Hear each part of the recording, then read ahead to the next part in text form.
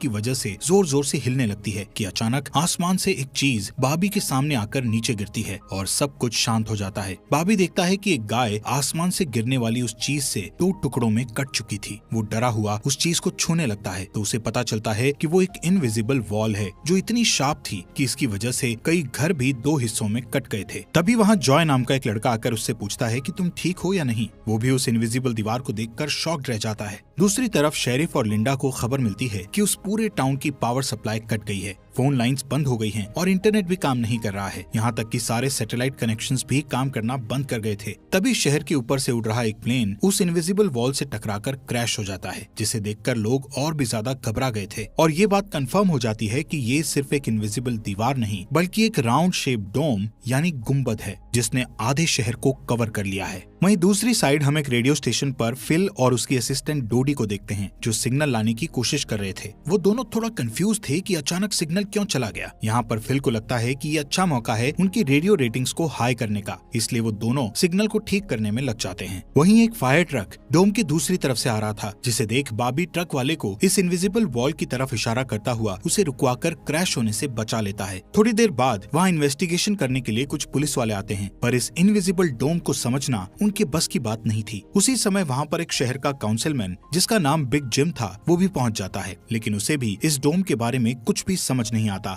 यहाँ पर पुलिस को इन्फॉर्मेशन मिलती है कि उस शहर की तरफ आने वाले सभी रास्तों को बंद कर दिया गया है क्योंकि उस डोम की वजह से बहुत सारे एक्सीडेंट हो रहे हैं। इसके थोड़ी दूर घर पर जूनियर नाम का लड़का एंजी नाम की लड़की के साथ इंटीमेट हो रहा था। एंजी पेशे से नर्स थी और जो की बड़ी बहन भी थी। इंटीमेट होने के बाद जूनियर एंजी से कहता है कि मैं तुमसे बहुत प्यार करता हूँ, लेकिन एंजी उसे कहती है कि वो उसके लिए ऐसा कुछ फील नहीं करती। इससे जूनियर का दिल टूट जाता है और उन दोनों में बहस होने लगती है। यहाँ पर उनकी बहस इतनी बढ़ जाती है कि एंजी उसे थप्पड़ मारकर वहाँ से चली जाती है। इसके बाद हम 3 लोगों की फैमिली को देखते हैं जिसमें मदर कैरोलीन, एलिस और उन दोनों की बेटी नोरी उसी टाउन की तरफ जा रही थी। उन्हें इस बात की खबर नहीं थी कि डोम ने उस टाउन को कवर किया हुआ है। दूसरी तरफ हम जूलिया नाम की एक इन्वेस्टिगेटिव रिपोर्टर को देखते हैं जिसका चेस्टर्स मिल शहर में बहुत नाम था। एक दिन एक औरत उसे एक सीक्रेट खबर देने के लिए कॉल करती है। वो औरत उसे बताती है कि उसने उस वीक चेस्टर्स मिल में प्रोपेन से भरे 6 ट्रक को जाते हुए देखा है और उसके हिसाब से इतनी बड़ी क्वांटिटी में प्रोपेन जैसे फ्यूल का शहर में आना किसी खतरनाक प्लान का हिस्सा हो सकता है। जूलिया उस औरत को इस बारे में इन्वेस्टिगेशन करने का वादा करती है, पर वो अपने काम में ज्यादा बिजी होने के कारण उस पर ध्यान नहीं दे पाती। वहीं बिग जिम रेडियो स्टेशन जाकर इमरजेंसी की अनाउंसमेंट करता है। कैरोलीन जो एलिस और नॉरी के साथ शहर में आ रही थी ये अनाउंसमेंट सुन लेती है, पर उन्हें लगता है कि ये किसी तरह का एडवर्टीजमेंट है, इसलिए वो इस अनाउंसमेंट पर ध्यान नहीं देती और उनकी कार डोम से टकराते टकराते बचती है क्योंकि उससे पहले दूसरी तरफ से आ रहा एक ट्रक डोम से टकराकर क्रैश हो जाता है, जिसे देखकर वो तुरंत अपनी कार की ब्रेक लगा देती है। इतने बड़े इंसिडेंट को देखकर नॉरी के दौरे पड़ने लगते हैं जिससे वो बेहोश हो जाती है, लेकिन बेहोश होने से पहले वो किसी पिंक स्टार के बारे में कहती है। अब यहाँ से नॉरी को जल्दी से हॉस्पिटल में ले जाया जाता है जो कि टाउन में होने वाली घटनाओं से घायल हुए लोगों से भरा पड़ा था। वहीं जूलिया और बार्बी घायल हुए लोगों को हॉस्पिटल ला रहे थे। इसी हॉस्पिटल में जूलिया का हस्बैंड भी डॉक्टर था। वो उससे मिलने जाती है, लेकिन उस वक्त उसका हस्बैंड हॉस्पिटल में नहीं था। हॉस्पिटल में जूलिया को पता चलता है कि उसका हस्बैंड संडे को कभी काम नहीं करता था, पर वो जूलिया को हमेशा झूठ बोलता आ रहा था। हॉस्पिटल के बाहर हम बाबी और एंजी को मिलते हुए देखते हैं। दोनों को साथ देखकर जूनियर के अंदर एक अलग सी जलन पैदा होती है। वहीं अब टाउन के बॉर्डर्स को सैनिकों द्वारा सील कर दिया जाता है। बहुत सारे साइंटिस्ट और एक्सपर्ट्स को भी इस अजीबोगरीब मुसीबत का असल कारण नहीं पता चलता, पर कुछ घंटों बाद बिग जिम प्रोपेन के बारे में बात करने के लिए शेरिफ से मिलता है। यहाँ पर उनकी बातों से हमें पता चलता है कि उनको इस डोम के बारे में पहले से थोड़ा बहुत पता था, पर वो इस पर खुलकर बात नहीं कर रहे थे। वहीं बाबी को उस टाउन में एक दिन के लिए रुकना था, पर उसके पास ठहरने के लिए कोई जगह नहीं थी, इसलिए वो अपनी कार में ही रात बिताने का फैसला करता है। तभी जूनियर उसके पास आता है और उसे एंजी से दूर रहने को कहता है। धीरे धीरे उसकी बात धमकी में बदल जाती है। बाबी हैरान होता है कि आखिर उसकी गलती क्या है। इसी बीच वहाँ जूलिया आ जाती है जिससे वो झगड़ना बंद कर देते हैं। यहाँ से सीन शिफ्ट होता है और हम देखते हैं कि टाउन के ऐसे हालात से लापरवाह होकर एक जगह कुछ टीनेजर्स पार्टी कर रहे थे। इनमें जॉय भी था। जॉय एक लड़के से वहाँ के हालात पर बात करने लगता है, लेकिन अचानक जॉय को दौरा पड़ने लगता है और वो पिंक स्टार के बारे में बोलने लगता है जैसे कि पहले नॉरी ने बोला था। वहीं जॉय की बहन एंजी घर पर अकेली होती है। तभी अचानक उसके घर में जूनियर घुसकर उसको किडनैप करके अपने फादर के टूटे फूटे शेल्टर में ले जाता है। यहाँ पर वो उसे बताता है कि मुझे पता है शहर को कवर किए इस डोम के बारे में। यहाँ पर एंजी को उससे ये भी पता चलता है कि बिग जिम ही जूनियर का फादर है। जूनियर एंजी को ये भी बताता है कि उसके फादर अपनी फैमिली की सुरक्षा को लेकर हमेशा चिंतित रहते थे, इसलिए उन्होंने फैमिली के लिए ये शेल्टर बनाया था। वहीं दूसरी साइड जूलिया बाबी को अपने घर में ठहरने के लिए लाती है। तभी अचानक बाबी की नजर उसके हस्बैंड की फोटो पर पड़ती है और उसे रियलाइज होता है कि ये वही आदमी है जिसे उसने सुबह मारा था। दूसरी तरफ लिंडा और शेरिफ सभी व्हीकल्स पर नजर रख रहे थे ताकि कोई भी गलती से इस डोम से न टकरा जाए। तभी अचानक शेरिफ को अटैक आ जाता है और वो वहीं पर मर जाता है। अब यहाँ से हमें सुबह की घटना फ्लैशबैक में दिखाई जाती है, जहाँ बाबी टाउन में जूलिया के हस्बैंड जो डॉक्टर थे उनसे मिलने आया था। वो उनसे कुछ पेमेंट की बात करता है पर डॉक्टर उसे पेमेंट देने से इनकार कर देता है, जिस वजह से उन दोनों में झगड़ा हो जाता है और एक्सीडेंटली बाबी उसे गोली मार देता है। बाबी जानता था कि भले ही उसने उसे गलती से मारा है पर उसे इसकी सजा मिलेगी और इससे बचने के लिए उसने उसकी बॉडी को जंगल में दफना दिया। वहीं प्रेजेंट में सुबह उठकर बारबी देखता है कि उसके गले की चेन गायब है, तो वो जूलिया से इसके बारे में पूछता है। जूलिया उससे कहती है कि वो उसकी चेन को ढूंढकर उसे दे देगी, पर तभी बाबी को याद आता है कि वो चेन उस केबिन में ही गिर गया था जहाँ उसने उसके पति को मारा था। उधर जॉय अपने फ्रेंड बेन के साथ था जिसने पिछली रात सीजर के वक्त उसकी मदद की थी। बेन जॉय से पिंक स्टार के बारे में पूछता है जो उसने रात को दौरा पड़ते वक्त कहा था, लेकिन जॉय को उसके बारे में कुछ भी याद नहीं आ रहा था। वहीं रेडियो स्टेशन में डोडी एक स्पेशल डिवाइस की मदद से डोम के बाहर वाले लोगों से कांटेक्ट करने में सक्सेसफुल हो जाती है। वो सोल्जर्स को आपस में बात करते हुए सुन सकती थी पर वो उनसे कुछ नहीं कहती। वहाँ सोल्जर्स भी कंफ्यूज थे कि आखिर ये इनविजिबल वॉल क्या है। दूसरी तरफ बिग जिम रेस्टोरेंट में बैठा ब्रेकफास्ट कर रहा होता है कि लिंडा वहाँ आकर उसे शेरिफ के मरने की खबर सुनाती है, जिससे वो लोग तुरंत बंकर में डेड बॉडीज को दफनाने वाले के पास जाते हैं जिसका नाम लेस्टर था। उधर एंजी शेल्टर में किसी को मदद के लिए बुलाने की पूरी कोशिश करती है पर वो कामयाब नहीं होती। तभी जॉय वहाँ आता है और उसे चेन के जरिए बेड से बांध देता है। वहीं बिग जिम लेस्टर को अपने साथ लेकर आता है जो कि शेरिफ का ही दोस्त था। शेरिफ की मौत से वो बहुत दुखी और परेशान हो जाता है। जब लिंडा उनके आसपास नहीं होती तब वो और बिग जिम पिछले महीने होने वाले प्रोपेन के इंपोर्ट के बारे में बात करते हैं कि प्रोपेन के इंपोर्ट में उन तीनों का ही हाथ था और उन्होंने टाउन वालों से ये बात छुपाई थी। शेरिफ की मौत से ये कंफर्म हो गया था कि वो उनकी इन्वॉल्वमेंट के बारे में किसी को कुछ नहीं बता पाएगा, जो कि उनके लिए अच्छी खबर भी थी। उसी दिन बाद में लिंडा पुलिस स्टेशन आती है तो देखती है कि बिग जिम शेरिफ के ऑफिस में कुछ ढूंढ रहा है। लिंडा के पूछने पर जिम उसे कहता है कि वो वहाँ शेरिफ की वसीयत के पेपर्स ढूंढ रहा है, लेकिन असल में वो वहाँ प्रोपेन के इंपोर्ट से जुड़े पेपर्स को ढूंढने आया था जो उसे और लेस्टर को परेशानी में डाल सकते थे। वो तुरंत बाहर आकर शेरिफ को बताता है कि मुझे लगता है वो पेपर शेरिफ के घर में होंगे, जिन्हें लाने के लिए वो लेस्टर को तुरंत उसके घर भेजता है। इसी बीच जूलिया जल्दी से रेडियो स्टेशन पर डोडी के पास जाती है जहाँ वो देखती है कि वो लोग डिवाइस के जरिए डोम के बाहर खड़े सैनिकों की बातचीत सुन सकते हैं। उनकी बात सुनने पर जूलिया को पता चलता है कि वो लोग जमीन खोदकर डोम को बाहर निकालने की कोशिश कर रहे हैं पर वो इस काम में कामयाब नहीं हो पा रहे हैं। इसके बाद जूलिया रेडियो के जरिए पूरे टाउन में डोम वाली खबर को फैला देती है, जिससे लोगों में डर पैदा हो जाता है और लोग घबरा जाते हैं। वहीं जॉय और बेन बॉर्डर के पास साइंटिस्ट को अपना काम करते हुए देखते हैं। साइंटिस्ट ये देखते हैं कि डोम के ऊपर पानी का क्या असर होता है, पर उन्हें ज्यादा कुछ समझ नहीं आ रहा था, जिससे वो किसी नतीजे पर नहीं पहुंच पाते। वहीं जॉय देखता है कि ये डोम एक छलनी की तरह है। वो बेन से बताता है कि इस डोम में से बिल्कुल मामूली सा पानी आर पार जा सकता है। दूसरी ओर बारबी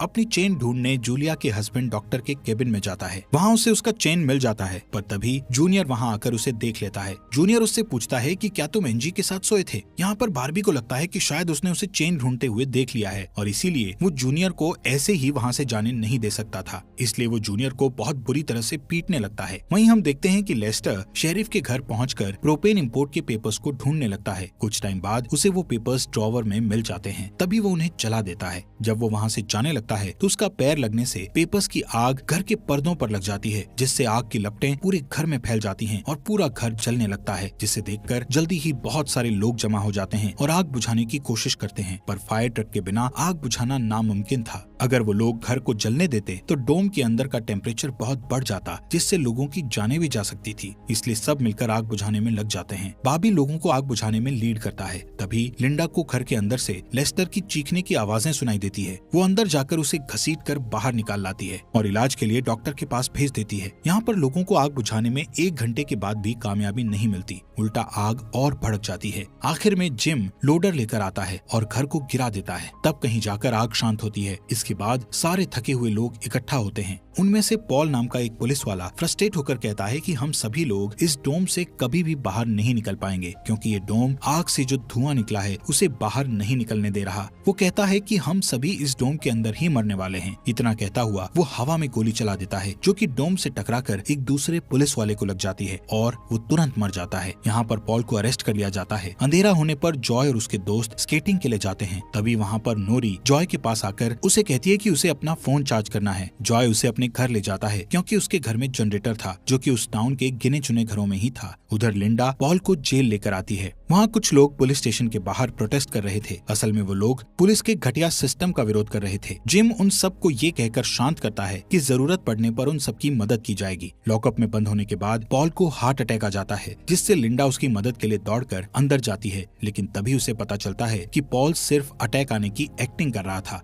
इसी मौके का फायदा उठाकर पॉल उसे धकेलकर उसे लॉकअप में बंद करके वहाँ से भाग जाता है। इधर बंकर में जूनियर फिर से एनजी के पास जाता है। एनजी समझ चुकी थी कि अगर उसे यहाँ से निकलना है तो उसे जूनियर को झूठे जाल में फंसाना पड़ेगा। इसीलिए वो उससे अपने बचपन की यादें साझा करती है, जब वो दोनों एक बंद टनल में जाया करते थे, और कहती है कि हो सकता है डोम का टनल पर कोई असर नहीं हुआ हो, तो वो लोग बाहर जा सकते हैं। यहाँ पर एनजी सोचती है कि अब वो उसके प्यार के जाल में फंस गया है, तो शायद वो उसे छोड़ दे, लेकिन ऐसा कुछ नहीं होता। जूनियर अकेले ही उस टनल में जाने का प्लान बनाता है। वहीं जिम जब पुलिस स्टेशन में आता है तो पॉल की जगह लिंडा को लॉकअप में बंद देखता है। वो तुरंत उसे लॉकअप से बाहर निकालता है। उन्हें पता चलता है कि पॉल अपने साथ एक राइफल और कुछ गोलियां लेकर गया है। लिंडा तुरंत उसकी तलाश में जंगल की ओर निकल जाती है, क्योंकि उसे पता था कि पॉल अक्सर शिकार करने जंगल की तरफ जाया करता था। वहीं जिम पॉल को पकड़ने के लिए एक टीम तैयार करता है। उधर रेस्टोरेंट में बैठी कैरोलीन को नॉरी की फिक्र हो रही थी, क्योंकि वो पिछली रात अपनी दोनों मदर्स को बिना बताए जॉय के घर रुक गई थी। वहीं जिम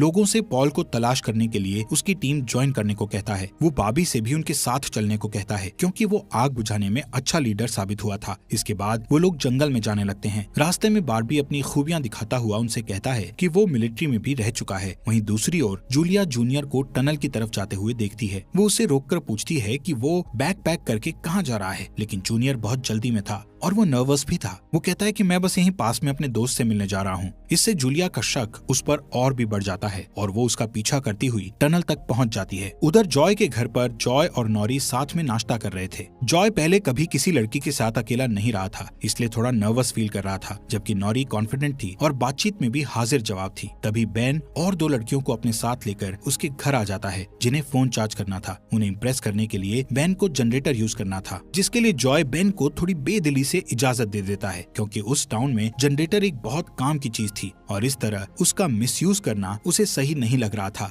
उधर जंगल में हम देखते हैं कि सर्च टीम पॉल को ढूंढ लेती है, पर उसी टाइम पॉल एक लड़के की टांग में गोली मार देता है। दूसरा लड़का भी उसे संभालने के लिए वहीं रुक जाता है, जबकि जिम और बार्बी पॉल के पीछे भागते हैं। दूसरी तरफ जूनियर टनल के आखिरी सिरे पर पहुंच जाता है, जहां पहुंचकर उसे पता चलता है कि डोम ने टनल को भी कवर किया हुआ है। वो दीवार के बिल्कुल करीब पहुंच जाते हैं, जिससे उसकी टॉर्च जलने लगती है। तभी जूलिया वहां आकर उसे वार्न करती है। जूलिया को देखकर जूनियर को बहुत गुस्सा आता है, क्योंकि वो उसका पीछा कर रही थी। इस बात से जूनियर पागलों की तरह उस इनविजिबल वॉल को मुक्के मारने लगता है, जिससे जूलिया उसे रोकती है। फिर दोनों बैठकर बात करने लगते हैं। जूलिया उसे बताती है कि अपने पास्ट में की गई एक गलती की वजह से वो जर्नलिस्ट की इस बेकार सी जॉब में फंस गई है। उधर जॉय का घर लोगों से भर जाता है, जो अपनी अपनी जरूरत के लिए उसके जनरेटर को यूज करने के लिए आए थे। एक बदमाश लड़का लोगों से जनरेटर यूज करने के बदले में पैसे वसूलने की कोशिश करता है, जो कि उसका था ही नहीं, लेकिन उसके खिलाफ बोलने की किसी में हिम्मत नहीं थी। ये देखकर नॉरी सब कुछ हैंडल करने के लिए आगे बढ़ती है, पर मामला और भी ज्यादा गर्म हो जाता है। लेकिन इससे पहले कि कुछ गलत होता, तभी लाइट ही चली जाती है। नॉरी इस बात से बहुत खुश होती है कि जॉय ने उस बहस में उसका साथ दिया। वहीं जंगल में बाबी और जिम पॉल तक पहुंच जाते हैं, पर पॉल ने अपनी राइफल निकाल रखी थी, जिससे वो जिम को मारने ही वाला था कि तभी पीछे से लिंडा आकर उसे शूट कर देती है। दूसरी साइड कैरोलीन जॉय के घर जाकर अपनी बेटी नोरी से मिलती है। वो नोरी से कहती है कि उसे थोड़ा जिम्मेदार बनना चाहिए। उसकी डांट सुनकर जॉय और नोरी एक दूसरे का हाथ पकड़ लेते हैं, जिससे एक स्ट्रेंज स्पार्क पैदा होता है और उसी वक्त दोनों को दौरे पड़ने लगते हैं। वो दोनों एक साथ किसी पिंक स्टार के बारे में बात कर रहे थे। उधर जूनियर शेल्टर में एनजी के पास जाता है, लेकिन इस बार उसके हाथ में फर्स्ट एड किट थी। एनजी उसके जख्मों पर मरहम पट्टी करती है और चुपके से सीजर अपने पास रख लेती है। वहीं हम देखते हैं कि जूलिया और बार्बी दिन भर की थकान के बाद वापस घर लौटते हैं, लेकिन जूलिया जूनियर की बातें सुनने के बाद से ही बार्बी पर शक करने लगी थी और जब बार्बी नहाने जाता है तो जूलिया उसका सामान चेक करने लगती है। दोस्तों, हमारे फॉक्स एक्सप्लेनर हिंदी चैनल को सब्सक्राइब करना मत भूलना। और आपको ये अंडर द डोम सीरीज यहाँ तक कैसी लगी, इस सीरीज के नेक्स्ट एपिसोड लाएं या नहीं, कमेंट बॉक्स में हमें जरूर बताएं।